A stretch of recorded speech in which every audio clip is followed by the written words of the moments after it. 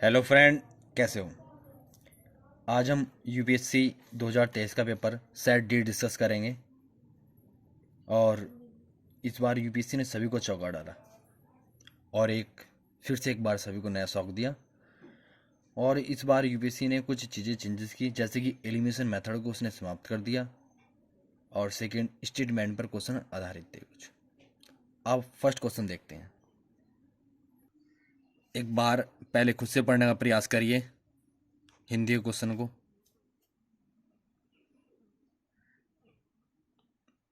एक बार इंग्लिश के क्वेश्चन को पढ़ने का प्रयास करिए।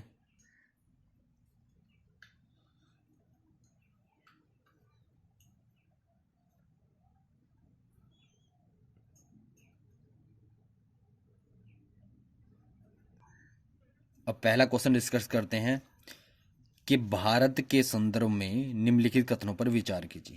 पहला जो कथन है कि सूक्ष्म लघु और मध्यम उद्यम विकास अर्थात MSMED अधिनियम 2006 के अनुसार जिनके संयंत्र और मशीनरी में निवेश 15 करोड़ रुपए से 25 करोड़ रुपए के बीच में है वे मध्यम उद्यम है। बिल्कुल सही बात है। ये हमारा पहला स्टेटमेंट क्या होता है, हमारा करेक्ट होता है। अब सेकंड स्टेटमेंट देखते हैं कि सूक्ष्म लघु और मध्यम उद्यमों को दिए गए सभी बैंक ऋण प्राथमिक क्षेत्र के अधीन अर्ह अर्थात योग्य हैं। ये स्टेटमेंट गलत है, क्योंकि जो MSME सभी बैंक जो ऋण होते हैं वो प्राथमिक क्षेत्र के अधीन योग्य होते हैं, ऐसा नहीं होता।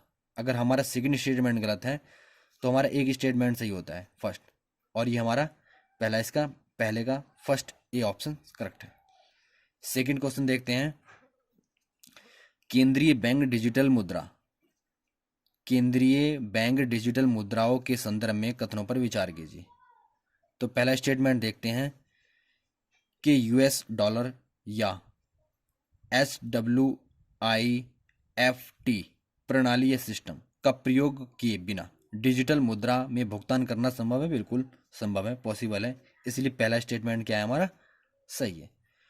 कोई डिजिटल मुद्रा इसके अंदर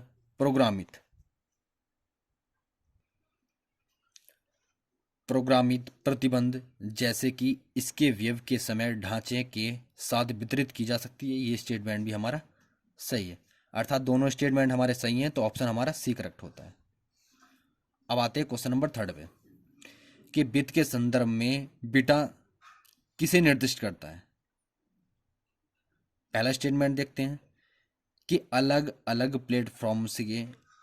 प्लेटफॉर्मों से साथ साथ किसी परिसंपत्ति को खरीदने और बेचने की प्रक्रिया। अर्थात पहला स्टेटमेंट कहता है कि संपत्ति को बेचने और खरीदने की प्रक्रिया ये बात करता है, मतलब संपत्ति को बेचने और खरीदने की बात करता नहीं, ये बेचने और खरीदने की बात नहीं करता है। सेकंड स्टेटमेंट कहता है कि किसी पोर्टफोलियो प्रबंधन की जोखिम और प्रतिबल के बीच संतुलन लाने की निवेश कार्यनीति नहीं, ये पोर्टफोलियो प्रबंधक के बारे में भी बात नहीं करता है। थर्ड स्टेटमेंट कहता है कि एक प्रकार का व्यवस्थागत अर्थात सिस्टमेटिक जोखिम जो वहां उत्पन्न होता है जहां पूर्ण प्रतिरक्षा संभव नहीं है। यहाँ पर सिस्टमेटिक जोखिम के बारे में बात नहीं करता है। ये सिर्फ किसके बारे में बात करता है, यदि हमारे पूरे स्टॉक मार्केट में यदि थोड़ा सा भी चेंज आता है तो उसके बारे में बात करता है। तो इसलिए हमारा डी ऑप्शन करेक्ट है। अर्थात एक संख्यात्मक मान जो पूरे स्टॉक बाजार में होने वाले परिवर्तन के प्रति किसी स्टॉक के विचलन को मापता है। ये हमारा क्या है, डी ऑप्शन इसका करेक्ट है। अब देखते हैं फोर्थ क्वेश्चन कि निम्नलिखित कथनों पर विचार कीजिए। पहला जो स्टेटमेंट है,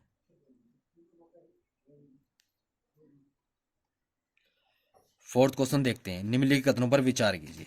स्वयं सहायता समूह अर्थात SHG कार्यक्रम मूलतः भारतीय स्टेट बैंक द्वारा वित्तीय रूप से वंचितों को लघु ऋण प्रदान कर प्रारंभ किया गया, ऐसा नहीं है। स्टेट बैंक क्या करता है, वंचितों को लघु प्रदान करने के लिए प्राप्त किया गया नहीं है। अगर पहला स्टेटमेंट हमारा गलत हो गया, पहला स्टेटमेंट गलत है, तो हम ऑप्शन पे चलते हैं कि एक तो थर्ड और एक कोई भी नहीं। ये दो स्टेटमेंट हमारे क्या हो गए, गलत हो गए। बचे क्या, केवल 1 और केवल 2।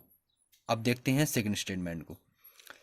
किसी SHG में समूह के सभी सदस्य उस ऋण के लिए उत्तरदायित्व लेते हैं, द रेस्पॉन्सिबल होते हैं जो ऋण कोई अकेले सदस्य लेता है। बिल्कुल सही बात है, ये हमारा सेकंड स्टेटमेंट हमारा सही है।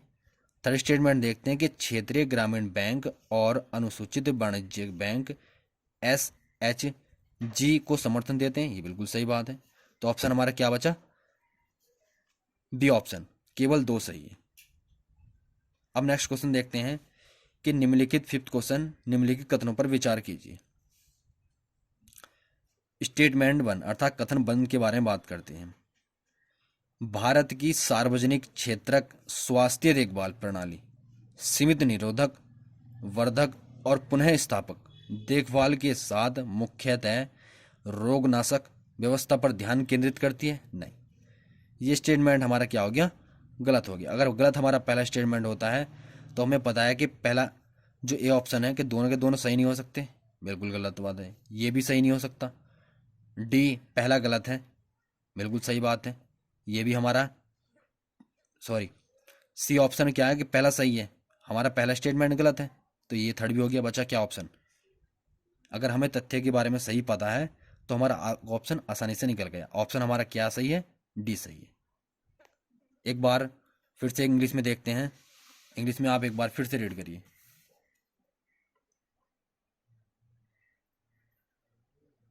अब नेक्स्ट क्वेश्चन नंबर 6 देखते हैं, एक बार सभी इसको रीड कर लीजिए और एक बार इंग्लिश में सभी देखिए इसको।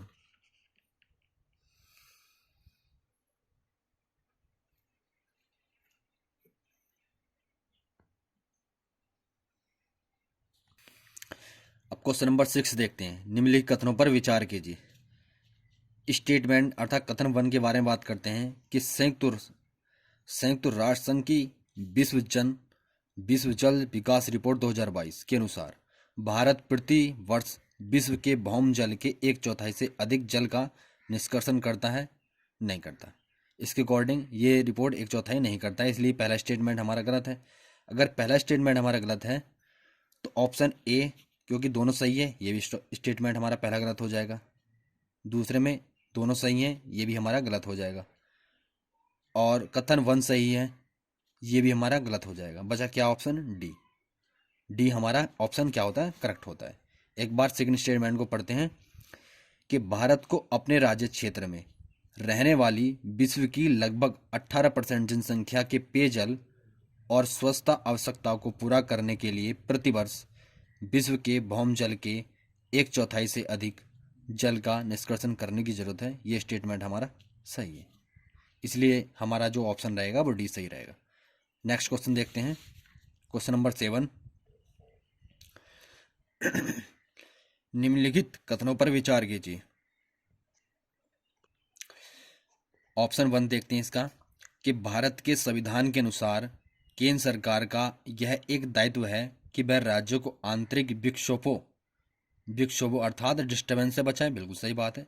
संविधान कहता है अगर कोई भी दिक्कत होती है तो राज्यों को केंद्र स्टेट की हेल्प करेगा। बिल्कुल सही बात है। तो पहला स्टेटमेंट हमारा क्या है? सही है।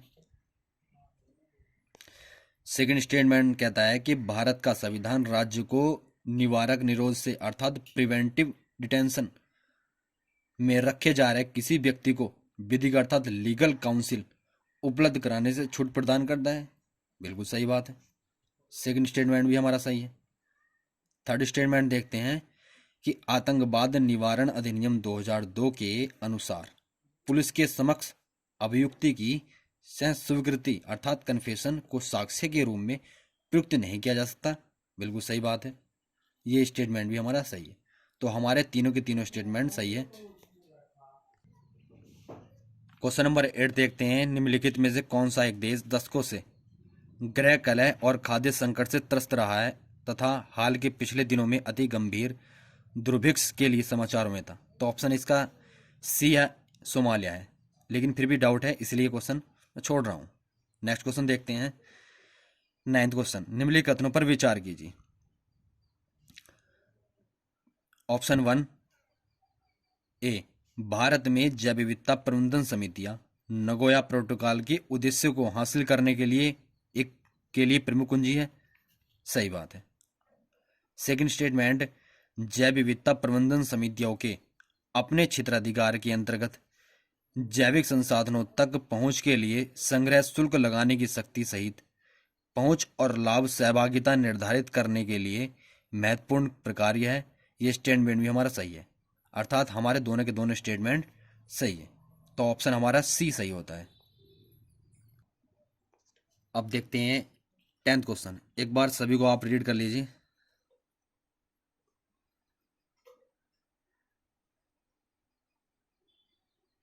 एक बार आप इंग्लिश में इसको इंग्लिश में भी और देखिए।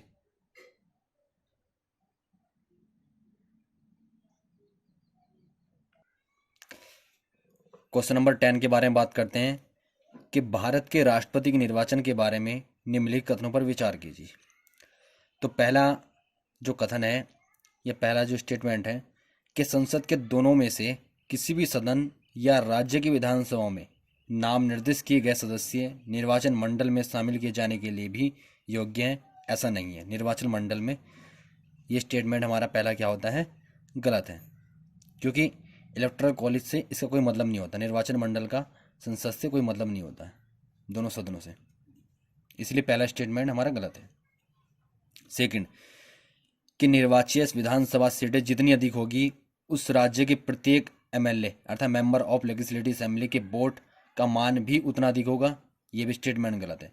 और सेकंड और थर्ड स्टेटमेंट आपस में कहीं ना कहीं लिंक करती है, इसलिए ये स्टेटमेंट भी हमारा गलत है। मध्य प्रदेश के प्रत्येक एमएलए की वोट का मान केरल के प्रत्येक एमएलए की वोट के मान से अधिक है, ये स्टेटमेंट भी हमारा थर्ड गलत है।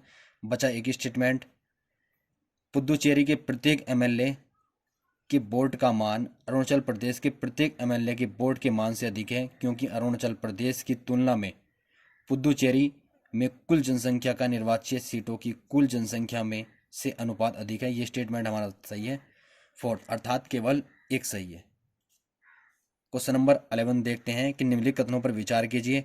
हमें बताना है कि उपयुक्त में से कितने देश की सीमाएं यूक्रेन की सीमा के साथ साझा करती हैं। तो यहाँ पर हमारी जो यूक्रेन के साथ बॉर्डर कौन कौन सी है साझा करती है, एक तो बुल्गारिया, हंगरी और Romania. Check Republic,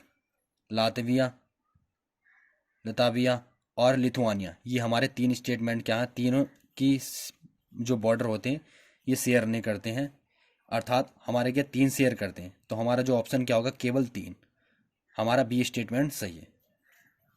question number 11 देखते हैं कि पृथ्वी के वायुमंडल के संदर्भ में निम्नलिखित कथनों में से कौन सा एक सही है। पृथ्वी का वायुमंडल का मतलब होता है कि अर्थ एटमॉस्फेयर। पहला स्टेटमेंट देखते हैं कि भूमध्य रेखा पर प्राप्त होने वाले सूर्य ताप की कुल मात्रा ध्रुवों के पास प्राप्त होने वाले सूर्य ताप की कुल मात्रा की लगभग 10 गुनी है, 10 गुनी नहीं होती, इसलिए पहला स्टेटमेंट हमारा गलत है। अवरक्त किरणें सूर्य ताप के लगभग 2/3 भाग है, ये स्टेटमेंट हमारा सही है। तो यहीं पर अगर हमारा ऑप्शन मिल गया तो ऑब्वियसली कि सी और डी भी हमारा क्या है, गलत है। ऑप्शन हमारा बी सही रहेगा। यदि गाइस आपको ये वीडियो अच्छी लगे तो लाइक करें, शेयर करें। मिलते हैं नेक्स्ट वीडियो के साथ। Thank you.